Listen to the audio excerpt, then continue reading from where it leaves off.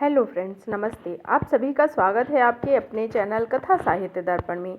जैसा कि हम सभी लोग इस समय सुन रहे हैं, मुंशी प्रेमचंद्र जी का लिखा हुआ उनका बहुत ही प्रसिद्ध उपन्यास गबन, जो कि मध्यवर्गीय सामाजिक विसंगतियों का यथार्थ चित्रण करता हुआ यथार्थवादी आदर्शोन्मुख उपन्यास है। इसमें अभी तक हमने देखा कि रमा, जो कि इलाहाबाद का एक युवक है, उसकी शादी जालपा नाम की एक सुंदर युवती से हो जाती है। जालपा बचपन से ही गहनों की प्रेमी होती है। वह माँ बाप की अकेली संतान होती है। शादी में उसके चंद्रहार न जाने से वह बहुत निराश होती है, पर शादी के दूसरे ही दिन परिवार के व्यक्तिगत कारणों से ससुराल पक्ष में उसके गहनों की चोरी कर ली जाती है। जालपा के ऊपर दुखों का पहाड़ टूट पड़ता है। रमानाथ इस बात से बहुत ही ग्लानि में रहता है कि मैंने ही मेरी पत्नी के गहने चोरी किए। वह दबाव बस नौकरी तलाश करता है। नौकरी उसको मिल भी जाती है और वह पत्नी के गहने बनवाने के लिए उधार रुपए ले लेता है। सुनार से उधार गहने बनवा देता है। इधर रमा की कमाई होती थी, पर वह अपनी कमाई को फालतू के खर्चों में खर्च कर देता और पैसे नहीं इकट्ठा करता। और रमा ने उधार से कंगन और हार बनवा लिया, जिसका लगभग साल भर होने तक उसने एक पैसा भी नहीं दिया। और रमा अपनी पत्नी से बताता कि मैं पैसे देता जा रहा हूँ। जालपा भी इस तरफ से निश्चिंत थी और उसकी एक सहेली थी रतन। जालपा के कंगन देख रतन ने भी अपने लिए उसी तरह के कंगन बनवाने के लिए कह दिया। रमा ने रतन के पैसे तो ले लिए, पर सुनार को जब पैसे दिए तो उसने पुराने पैसों में काट लिए और कंगन नहीं दिए। इधर रतन भी बार बार तगादा करती कंगनों के लिए। रमानाथ के पास बहुत ही दुविधाजनक स्थिति, वह बहुत परेशान था और उसने एक दिन अपने ऑफिस से पैसे लेने के लिए मन बनाया और वह ऑफिस में इकट्ठे हुए पैसे लेकर घर आया और रतन मांगने आ गई। उस समय वह घर पे नहीं था और उसकी पत्नी ने उठा के सारे पैसों की पोटली, जिसमें कि कुल 800 रुपये थे, रतन को दे दिए। यह बात जब रमा को पता चली तो मानो उसके ऊपर वज्रपात हो गया।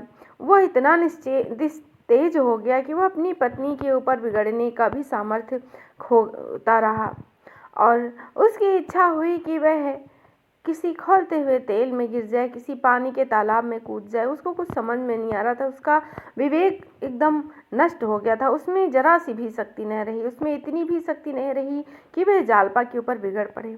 रुआंसा होकर वह नीचे चला गया। इसके आगे हम देखें कि क्या होता है।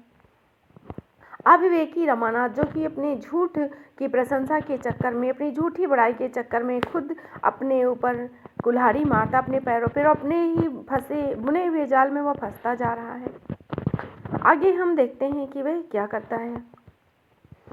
रमा को जब यह बात पता चली कि जालपा ने पैसों की पोटली रतन को दे दी है, तो उसमें पछताने के अलावा और कोई सामर्थ्य नहीं हो रहा।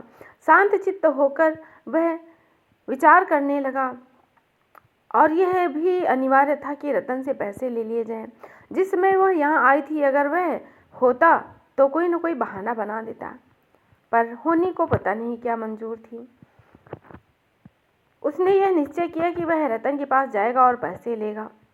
यह निश्चय कर उसने घड़ी पर नजर डाली। 8:30 बजे थे। अंधकार छाया हुआ था। ऐसे समय रतन घर से बाहर नहीं जा सकती। रमा ने साइकिल उठाई और रतन से मिलने चला। रतन के बंगले पर आज बड़ी बहार थी। यहाँ नित्य ही कोई न कोई उत्सव दावत पार्टी होती रहती थी। रतन का एकांत नीरस जीवन इन विषयों की ओर उसी भांति लपकता था जैसे प्यासा पानी की ओर लपकता है। इस वक्त वहाँ बच्चों का जमघट था। एक आम के वृक्ष में झूला पड़ा था। बिजली की बत्तियां जल रही थी। बच्चे झूला झूल रहे थे। रतन खड़ी झूला रही थी। हुल्लड़ मचा हुआ था। वकील साहब इस मौसम में भी ऊनी और कोट पहने बरामदे में बैठे सिगार पी रहे थे। रमा की इच्छा हुई रतन के पास जाकर बात करे, पर वकील साहब को देखकर संकोच के मारे उधर न गया। उसे देखते ही वकील साहब ने हाथ बढ़ा दिया और बोले, आओ रमा बाबू, तुम्हारे म्यूनिसिपल बोर्ड की क्या खबर है? रमा ने कुर्सी पर बैठते हुए कहा, कोई नई बात नहीं हुई। वकील, आपकी बोर्ड में लड़कियों की अनिवार्य शिक्षा का प्रस्ताव कब पास होगा? और कई बोर्डों ने तो पास कर दिया। जब तक स्त्रियों की शिक्षा का प्रचार नहीं होगा, हमारा कभी भी उद्धार नहीं होगा। आप तो यूरोप न गए होंगे, क्या आज़ादी है, क्या दौलत है, क्या जीवन है, क्या उत्साह है।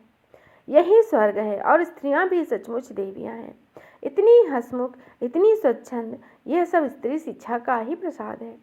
रमा ने समाचारों में इन देश के बारे में जो कुछ थोड़ा बहुत हाल पढ़ा था उसके आधार पर बोला, हाँ विदेश की स्त्रियों का आचरण बहुत अच्छा नहीं है। मगर वकील, नॉनसेंस, अपने अपने देश की प्रथा है।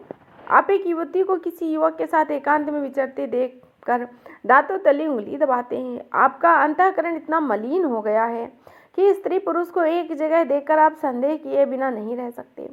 जहाँ लड़के खड़े हों वहाँ लड़कियाँ नहीं खड़ी हो सकती, पर जहाँ लड़के लड़की एक साथ शिक्षा पाते हैं वहाँ पर यह भेद बहुत कम रह जाता है।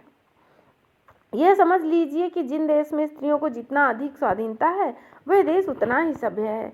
स्त्रियों को कैद में, पर्दे में या पुरुषों से कोसों दूर रखने पर परिणाम यही निकलता है कि आपके यहाँ जनता इतनी भ्रष्ट है और स्त्रियों का अपमान करने में जरा भी संकोच नहीं करती। युवकों के लिए राजनीति, धर्म, ललित कला आदि, साहित्य, दर्शन, विज्ञान आदि हजारों ही ऐसे विषय हैं जिनके आधार पर युवतियों से वे गहरी दोस्ती कर सकते हैं।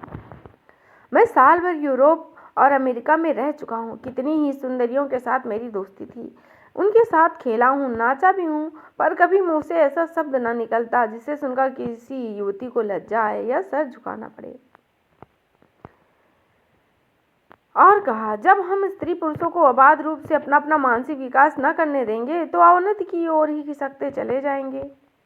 उसके गले में कैदी की जंजीर न डालिए। विधवा विवाह का प्रचार कीजिए, खूब जोर शोर से कीजिए, लेकिन यह बात मेरी समझ में नहीं आती कि जब कोई अधेड़ आदमी किसी युवती से ब्याह कर लेता है तो क्यों अखबारों में इतना कोहराम मच जाता है। यूरोप में 80 बरस के बूढ़े युवतियों से ब्याह करते हैं, 70 वर्ष की वृद्धा युवकों से विवाह करती हैं, कोई कुछ नहीं कहता। किसी को कानों कान खबर भी नहीं होती।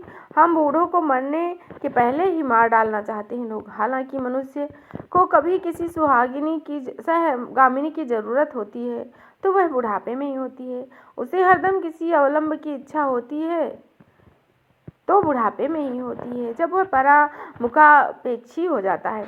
रमा का ध्यान झूले की ओर था। किसी तरह रतन से दो दो बातें करने का अवसर मिल जाए, इसकी यही इस समय सबसे बड़ी कामना थी। पर वकील साहब बहुत ज़्यादा उसको बातों में उलझा रहे थे और उनके विरुद्ध वहाँ जाना शिष्टाचार के विरुद्ध था।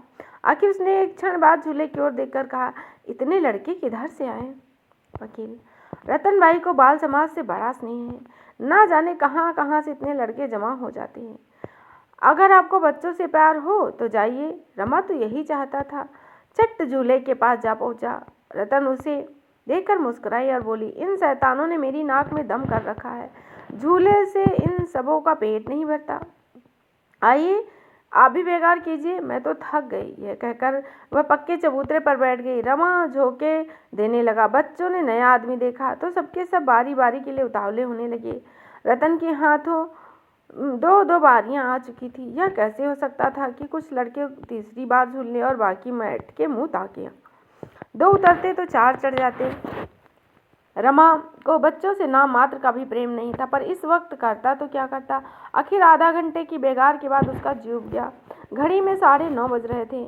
मतलब कि बात कैसे छिड़े। रतन तो झूले में इतनी मग्न थी मानो उसे रुपयों की सुध नहीं। सहसा रतन ने झूले के पास जाकर कहा, बाबूजी मैं बैठती हूँ, मुझे झुलाइए, मगर नीचे से नहीं, झूले पर खड़े होकर पेंग मारिए। रमा बचपन से ही झूले पर डरता था। एक बार मित्रों ने जबरदस्ती बैठा दिया, उसे चक्कर आने लगा, पर इस अनुरोध ने उसे झूले पर आने के लिए मजबूर कर दिया। अपनी अयोग्यता कैसे प्रकट करता। रतन 2 बच्चों को लेकर बैठ गई और यही गीत गाने लगी। कदम की डरिया झूला पर गयो, राधा रानी झूलने आई। रमा झूले पर खड़ा होकर पेंग मारने लगा, लेकिन उसके पांव कांप रहे थे, दिल बैठा जा रहा था। जब झूला ऊपर से फिरता तो उसे ऐसा जान पड़ता मानो कोई तरल वस्तु उसके वक्षस्थल को चुभती हुई जा रही थी। रतन लड़कियों के साथ गा रही थी। एक क्षण बाद रतन ने कहा, जरा और बढ़ाइए साहब, आपसे तो झूला नहीं बढ़ता। रमा ने लज्जित होकर जोर लगाया। झूला न बढ़ा। रमा के सिर में चक्कर आने लगा। रतन, आपको पेंग मारना नहीं आता, कभी झूला नहीं झूले। रमा ने झिझकते हुए कहा, हाँ इधर तो वर्षों से नहीं बैठा। रतन, तो आप इन बच्चों को संभालिए, मैं आपको झुलाऊंगी। अगर उसमें डाल न छू ले तो कहिए। रमा के प्राण सूख गए। बोला, आज तो बहुत देर हो गई है, फिर कभी आऊँगा। रतन, अजय भी क्या देर हुई है, 10 भी नहीं बजे। घबराइए नहीं, अभी बहुत रात पड़ी है, खूब झूल कर जाइएगा। कल जालपा को लेकर आइएगा, हम दोनों झूलेंगे। रमा झूले से उतर आया। उसका चेहरा सहमा हुआ मालूम हो रहा था। अब गिरा कि अब गिरा। वह लड़खड़ाता हुआ साइकिल की ओर चला। उस पर बैठकर तुरंत भागा। कुछ दूर तक उसे कुछ होश न रहा। पांव अपने आप पैडल घुमाए जा रहे थे। आधी रास्ते जाने के बाद उसे होश आया। उसने साइकिल घुमा दी। कुछ दूर चला, फिर उतरकर संकोच बस बोला, कैसी बाजी हाथ से खोई। वहां से चुपचाप लौट आया। क्यों उसके मुंह से आवाज नहीं निकलती? रतन, कुछ हवा तो नहीं थी जो उसे खा जाती? सहसा उसे याद आया, थैली में 800 रुपए थे। जालपा ने झुलझुलाकर थैली उसके हवाले कर दी। शायद उसने गिने भी नहीं तो जरूर कहती। ऐसा न हो कि थैली को ही वह किसी को दे दे या रुपए और मिला दे तो गजब हो जाए। मैं तो कहीं का ना रहूं। इस वक्त चलकर देशी रुपए मांग लूं, लेकिन बहुत देर हो गई है। हाय ईश्वर ही बेड़ा पार लगाए। सवेरे कुछ प्रबंध ना हुआ तो क्या होगा, यह सोचकर वह कांप उठा। जीवन में ऐसा अवसर बहुत आते हैं, निराशा में भी हमें आशा होती है। रमा ने सोचा, एक बार फिर गंगू के पास चलूं, शायद दुकान पर मिल जाए। उसके हाथ पांव जोड़ूं, संभव हो कुछ दया आ जाए। वह सर्राफे जा पहुंचा, मगर गंगू की दुकान बंद थी। वह ही था कि चरणदास आता हुआ दिखाई दिया। रमा को देखते हुए बोला, बाबूजी, आप तो इधर का रास्ता ही भूल गए। कहिए, रुपए कब तक मिलेंगे? रमा ने विनम्र भाव से कहा, अब बहुत जल्दी मिलेंगे भाई, देर नहीं। देखो, गंगू के रुपए चुकाए हैं, अब तुम्हारी बारी है। चरणदास, यह सब किस्सा मालूम है। गंगू ने होशियारी से अपने रुपए ना लिए होते तो हमारी तरह टापा करते। साल भर हो रहा है, रुपए सैकड़ों का सूद भी रखिए तो 84 रुपए होते हैं। कल आकर हिसाब कर जाइए। सब नहीं तो आधा तिहाई कुछ तो दे जाइए। देते रहने से मालिक को ढांढस रहता है, कान में तेल डालकर बैठे रहने से उसको शंका होने लगती है कि इसकी नीयत खराब है। तो कल कब आइएगा? रमानाथ, भाई, कल मैं रुपए तो ना ला सकूंगा। यूं जब कहो तब चलाऊं। क्यों इस वक्त अपने सेठ जी से 400-500 रुपए का बंदोबस्त न करा दोगे? तुम्हारी मुट्ठी भी गर्म कर दूंगा। चरणदास, कहाँ की बात लिए फिरते हो बाबूजी? सेठ जी एक कौड़ी तो नहीं देंगे। उन्होंने यह बहुत सलूक किया कि नालिश नहीं करी। आपके पीछे मुझे बात सुननी पड़ती है, क्या बड़े सेठ जी से कहना पड़ेगा? रमा ने झल्ला कर कहा, तुम्हारा देनदार मैं हूँ, बड़े मुंशी नहीं। मैं मर नहीं गया हूँ, ना घर छोड़कर भागा जाता हूँ। इतने अधीर क्यों हुए जा रहे हो? चरणदास, साल भर हुआ एक कौड़ी नहीं मिली, अधीर न हूँ तो क्या करूँ? कल कम से कम 200 की शिकार रखिएगा। रमानाथ, मैंने कह दिया, मेरे पास अभी रुपए नहीं है। चरणदास, रोज गठरी काट काट कर रखते हो, उस पर कहते हो रुपए नहीं है। कल रुपए जुटाए रखना, कल आदमी आएगा जरूर। रमा ने उसका कोई जवाब न दिया, आगे बढ़ा। इधर आया था कि कुछ काम निकलेगा, उल्टे तकाजा सहना पड़ा। कहीं दुष्ट सचमुच बाबूजी से तकाजा न भेज दे, आग ही हो जाएंगे। जालपा भी समझेगी कैसा लबाड़िया आदमी है। इस समय रमा की आंखों से आंसू तो न निकले, पर उसका एक एक रोम रो रहा था। जालपा से अपनी हालत छुपाकर उसने कितनी बड़ी भूल की। वह समझदार औरत है। अगर उसे मालूम हो जाता कि मेरे घर की में भूजी भांग नहीं है तो वह मुझसे कभी गहने उधार लेने को न कहती। उसने तो कभी अपने मुंह से कुछ नहीं कहा। मैं ही अपनी शान जमाने के लिए मरा जा रहा था। इतना बड़ा बोझ सिर लेकर भी मैंने क्यों किफायत से काम नहीं लिया? मुझे एक एक रुपया दांत से पकड़ना चाहिए था। साल भर में मेरी आमदनी सब मिलाकर 1000 से कम न हुई होगी। अगर किफायत से चलता तो इन दोनों महाजनों के आधे आधे रुपए अदा हो जाते, मगर यह तो सिर पर सामत सवार थी। क्या जरूरत थी कि जालपा मोहल्ले भर की औरतों को जमा करके रोज सैर करने जाती? सैकड़ों रुपए तो तांगे वाला ले गया होगा, मगर यहाँ तो उस पर रोम जमाने की पड़ी हुई थी। सारा बाजार जान गया कि लाला निरे लफंगे हैं, पर अपनी स्त्री न जानने पाए। वह हरी होती।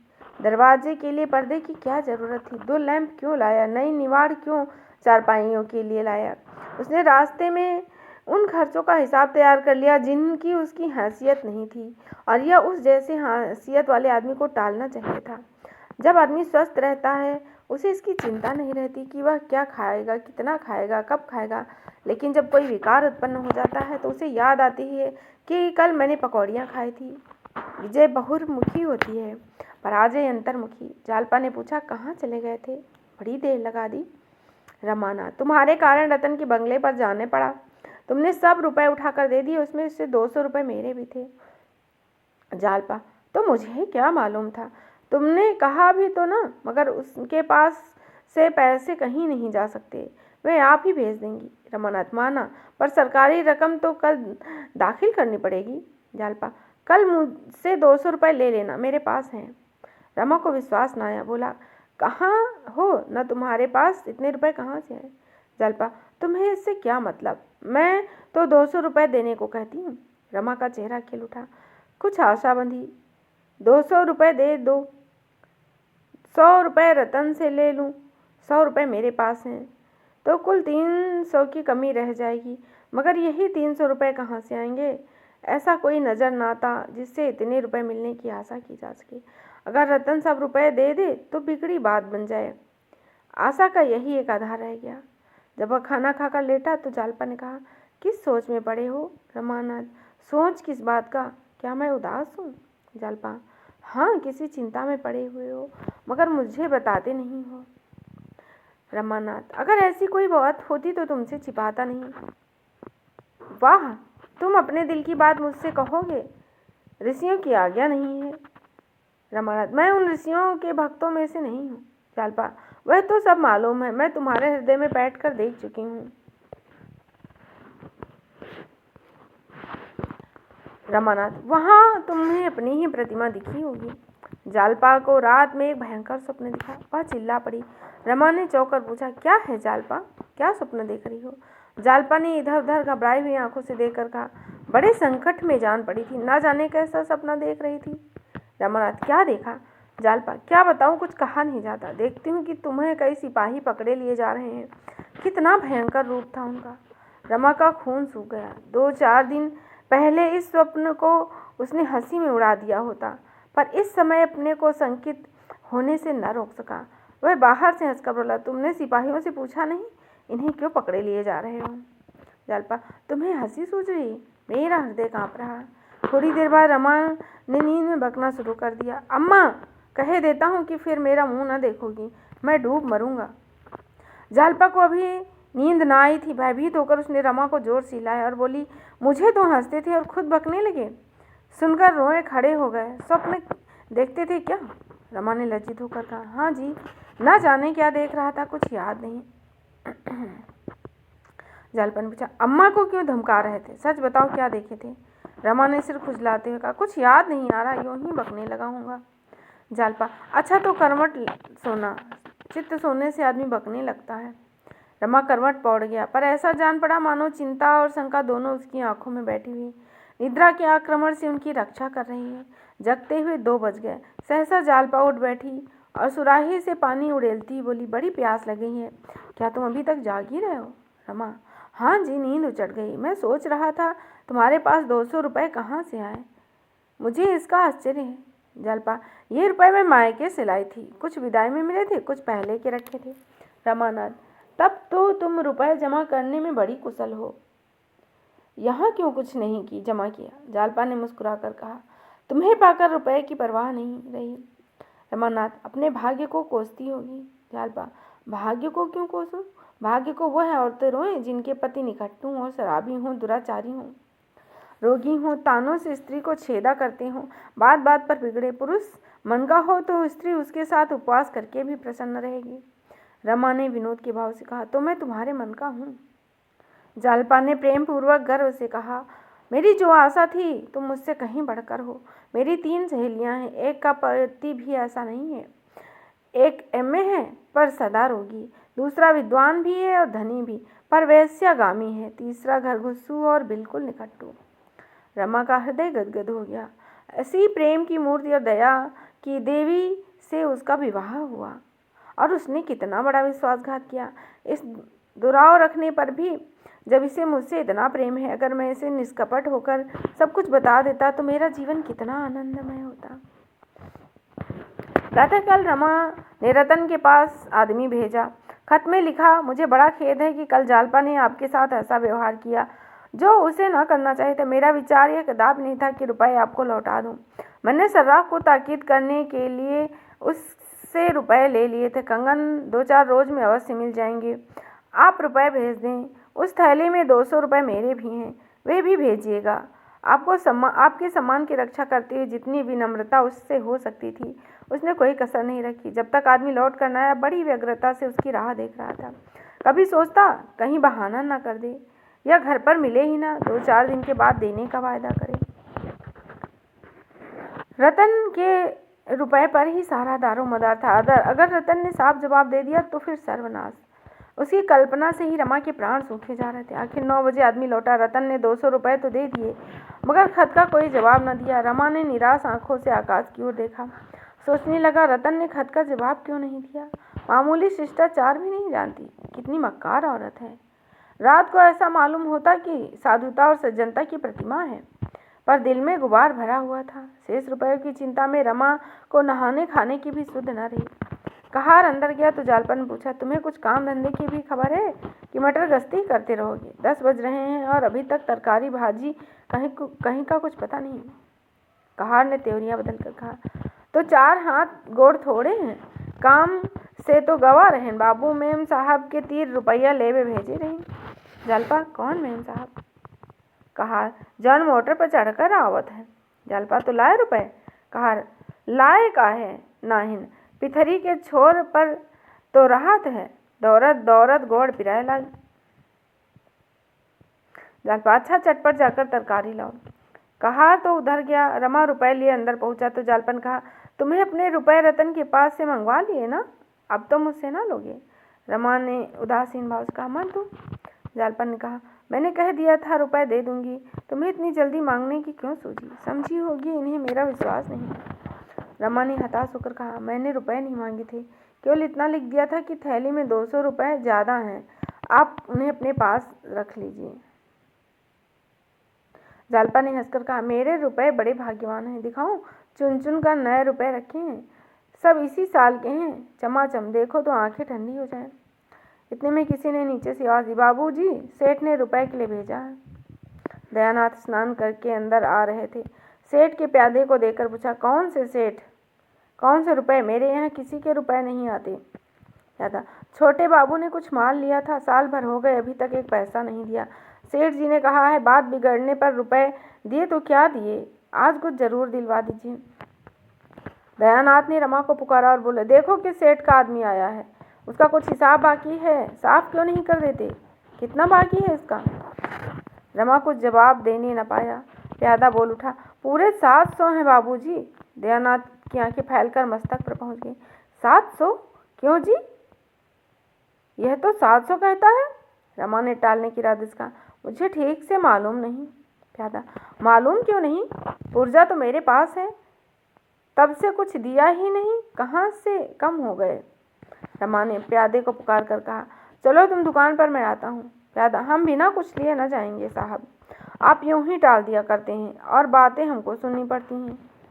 रमा सारी दुनिया के सामने जलील बन सकता था, किंतु पिता के सामने जलील बनना उसके लिए मौत से कम न था। जिस आदमी ने अपने जीवन में कभी हराम का एक पैसा ना छुआ हो, जिसे कभी किसी ने उधार लेकर भोजन करने के बदले जिसको भूखों रहना ज़्यादा पसंद हो, उसका लड़का इतना बेशरम और बेगैरत। रमा पिता की आत्मा का यह घोर अपमान न कर सकता था, पर उन पर यह बात प्रकट न होने देना चाहता था कि उनका पुत्र उनके नाम को तो बट्टा लगा रहा है। कर्कश स्वर में प्यादे से बोला, तुम अभी यहीं खड़े हो, हट जाओ नहीं तो धक्का देकर निकाल दिए जाओगे। प्यादा, हमारे रुपए दिलवाइए, हम चले जाएं, हमें क्या आपके द्वार पर मिठाई मिलती है? रमा, तुम न जाओगे? जाओ, लाला से कह देना नालिश कर दें। दयानंद ने डांट कर कहा, क्या बेशर्मी की बातें करते हो जी? जब फिर में रुपए न थे तो चीज़ लाए ही क्यों? और लाए हो तो जैसे बने वैसे अदा करो। कह दिया नालिश कर दो, नालिश कर देगा तो कितनी आबरू रह जाएगी, इसका भी कुछ ख्याल है? सारे शहर में उंगलियां उठेंगी, मगर तुम्हें इसकी क्या परवाह? तुमको तो यही सूझी क्या? एक बार की इतनी बड़ी गठरी सिर पर लाद ली। कोई शादी ब्याह का अवसर होता तो एक बात और भी थी। वह औरत कैसी है जो पति को ऐसी बेहुदगी करते देखती और मना नहीं करती? आखिर तुमने क्या सोच कर यह कर्ज लिया? तुम्हारी ऐसी कुछ बड़ी आमदनी तो नहीं? रमा को पिता की यह डांट बहुत बुरी लगी। उसके विचार में पिता को इस विषय में कुछ बोलने का अधिकार ही न था। निसंकोच होकर बोला, आप नाहक कितना बिगड़ रहे हैं। आपसे रुपए मांगूं तो कहिएगा।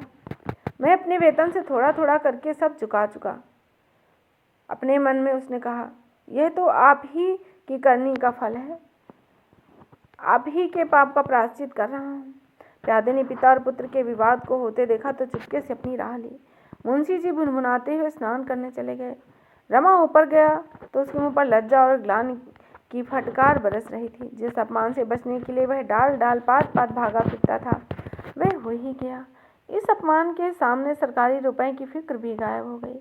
कर्ज लेने वाले बला के हिम्मती होते हैं। साधारण बुद्धि का मनुष्य ऐसी परिस्थितियों में घबरा उठता है, पर बैठकबाजों के माथे पर बल नहीं पड़ता। रमा अभी इस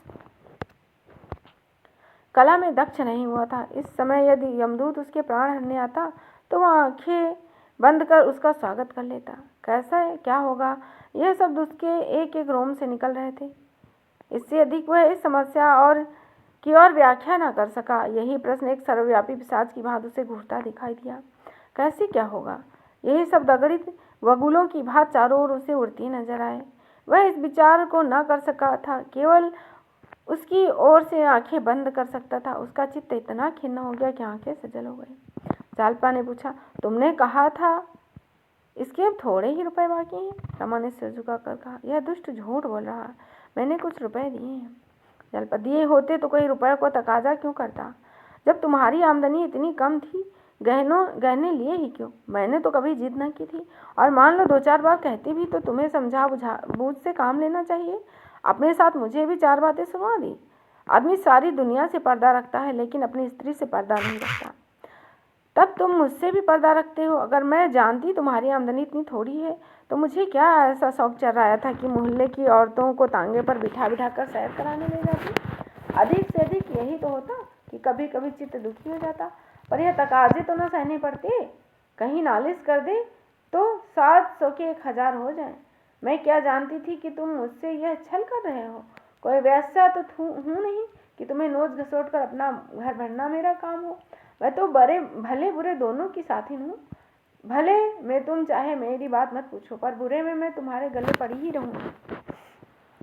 रमा के मुख से एक शब्द न निकला। दफ्तर का समय आ गया। भोजन करने का अवकाश न था। रमा ने कपड़े पहने और दफ्तर चला। जागेश्वरी ने कहा, बिना भोजन किए कैसे चले जाओगे? रमा ने कोई जवाब न दिया। घर से निकलना ही चाहता था कि जालपा झपट कर नीचे और उसे पुकार कर बोली, मेरे पास जो 200 रुपए हैं उन्हें क्यों नहीं सर्राफ को दे देते? रमा ने चलते वक्त जानबूझकर जालपा से रुपए न मांगे। वह जानता था जालपा मांगते ही दे देगी, लेकिन इतनी बातें सुनने के बाद अब उसे रुपए के लिए हाथ फैलाने में संकोच नहीं, भय था कि वह कहीं फिर न उपदेश सुना बैठे। इसकी अपेक्षा आने वाली विपत्तियां कहीं हल्की थी। मगर जालपा ने उसे पुकारा तो कुछ आशा बंधी ठिठक गया और बोला, अच्छी बात है, लाओ दे दो।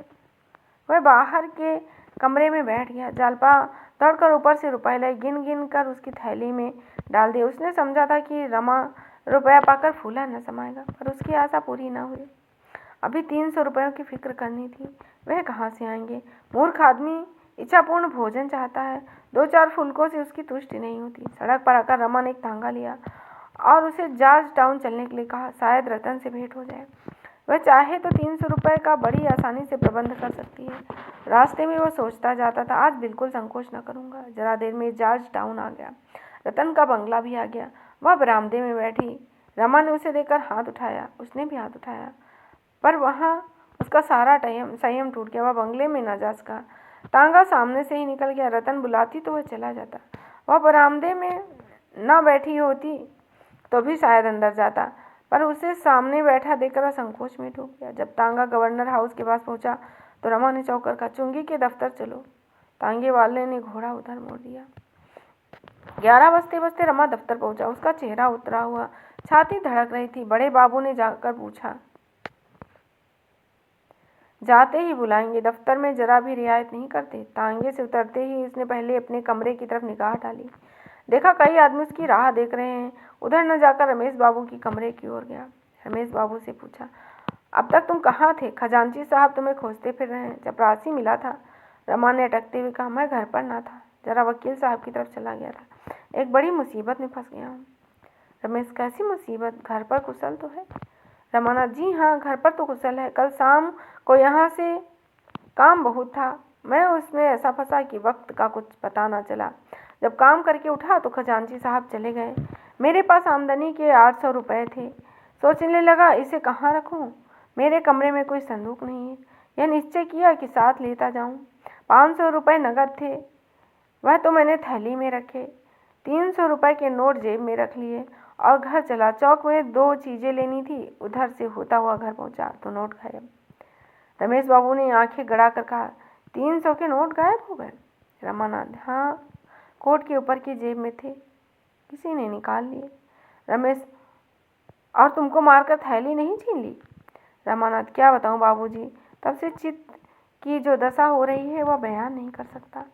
तब से अब तक इसी फिक्र में दौड़ रहा हूँ कि कोई बंदोबस्त न हो सका। अपने पिता से तो कहा ही होगा ना? रमानाथ, उनका स्वभाव तो आप जानते हो। रुपए तो ना देते, उल्टी डांट सुनाते। रमेश, तो क्या फिक्र करोगे? रमेश, आज शाम तक कोई ना कोई फिक्र करूँगा ही। रमेश ने कठोर भाव से कहा, तो फिर करो ना। इतनी लापरवाही तुमसे हुई कैसी? ये मेरी समझ में नहीं आता। मेरी जेब से तो आज तक एक पैसा ना गिरा। आंख बंद करके रास्ता चलते हो या नशे में थे? मुझे तुम्हारी बात पर विश्वास नहीं आता। सच सच बतला दो, कहीं अनाप शनाप तो नहीं खर्च कर डाले? उस दिन तुमने मुझसे रुपए क्यों मांगे थे? रमा का चेहरा पीला पड़ गया। कहीं कलाई न खुल जाए। बात बनाकर बोला, क्या सरकारी रुपया खर्च कर डालूंगा? उस दिन आपसे रुपए मांगे थे। बाबूजी को एक ज़रूरत पड़ी थी, घर में रुपए न थे। आपका खत मैंने उन्हें सुना दिया, बहुत हंसे। दूसरा इंतजाम कर लिया। इन नोटों के गायब होने का तो मुझे खुद भी बहुत आश्चर्य है। रमेश, तुम्हें अपने पिताजी से मांगते संकोच होता हो तो मैं खत लिखकर मांग लूँ? रमा ने कानों पर हाथ रखते हुए कहा, नहीं बाबूजी, ईश्वर के लिए ऐसा न कीजिएगा। ऐसी ही इच्छा हो तो मुझे गोली मार दीजिए। रमेश ने एक क्षण तक कुछ सोचकर कहा, तुम्हें विश्वास है शाम तक रुपए मिल जाएंगे? रमानाथ, हाँ, आशा तो है। रमेश, तो इस थैली के रुपए जमा कर दो। मगर देखो भाई, मैं साफ साफ कह देता हूँ, अगर कल 10 बजे रुपए न लाए तो मेरा दोष नहीं। कायदा तो यही कहता है कि मैं इसी वक्त तुम्हें पुलिस के हवाले कर दूँ। मगर तुम अभी लड़के हो, इसलिए क्षमा करता हूँ, वरना तुम्हें मालूम है मैं सरकारी काम में किसी प्रकार की मुरव्वत नहीं करता। अगर तुम्हारी जगह मेरा भाई या बेटा होता तो मैं उसके साथ भी यही सलूक करता, बल्कि शायद इससे भी सख्त। तुम्हारे साथ तो फिर भी बड़ी नरमी कर रहा हूँ। मेरे पास रुपए होते तो तुम्हें दे देता, लेकिन मेरी हालत तुम जानते हो। किसी का कर्ज नहीं रखता, न किसी को कर्ज देता हूँ, न किसी से लेता हूँ। कल रुपए न आए तो बुरा होगा। मेरी दोस्ती भी तुम्हें पुलिस के पंजे से नहीं बचा सकेगी। मेरी दोस्ती ने आज अपना हक अदा कर दिया, वरना इस वक्त तुम्हारे हाथ में हथकड़ियाँ होती। हथकड़ियाँ? यह शब्द तीर की भांति रमा की छाती में लगा। वह सिर से पांव तक कांप उठा। उस विपत्ति की कल्पना करके उसकी आंखें डबडबा गई। वह धीरे से सिर झुकाए सजा पाए हुए कैदी की भांति अपनी कुर्सी पर बैठ गया। यहाँ भयंकर शब्द बीच बीच में उसके हृदय में गूंज जाता। आकाश पर काली घटाएं छाई हुई थी। सूर्य का कहीं पता नहीं। क्या वह भी उस घटा रूपी कारागार में बंद है? उसके हाथों जो भी में भी क्या आज हथकड़ियाँ हैं? रमानाथ शाम को दफ्तर चलने लगा तो रमेश बाबू दौड़े हुए आए और बोले, कल रुपए की ताकीद। रमा झुलझुला उठा, आप बड़े ईमानदार की दुम बने हो, ढोंगी कहीं का। अगर अपनी जरूरत आ पड़े तो दूसरों के तलवे सहलाते गिरोगे। मेरा काम है तो आप आदर्शवादी बन बैठे हो। यह सब दिखावे के दांत हैं। मरते समय इसके प्राण भी जल्दी से नहीं निकलेंगे। दूर चलकर उसने सोचा, एक बार फिर रतन के पास चलूं। ऐसा कोई न था जिससे रुपए मिलने की आशा थी। जब वो उसके बंगले पहुंचा तो वो अपने बगीचे में गोल चबूतरे पर बैठी हुई थी। उसके पास एक गुजराती जौहरी बैठा संदूक से सुंदर आभूषण निकाल कर दिखा रहा था। रमा को देखकर वह बहुत खुश हुई। आइए बाबू साहब, देखिए सेठ जी कैसी अच्छी अच्छी चीज़ें लाए हैं। देखिए हार कितना सुंदर है, इसके दाम 1200 रुपये बताते हैं। रमा ने हार को हाथ में लेकर देखा और कहा, चीज़ तो अच्छी मालूम होती है। रतन, दाम बहुत कहते हैं। जौहरी, बाई जी, ऐसा हार अगर कोई 2000 में ला दे तो जुर्माना कह दीजिए। 1200 मेरी लागत बैठ गई। रमा ने मुस्कुराकर कहा, ऐसा न कहिए सेठ जी, जुर्माना देना पड़ जाएगा।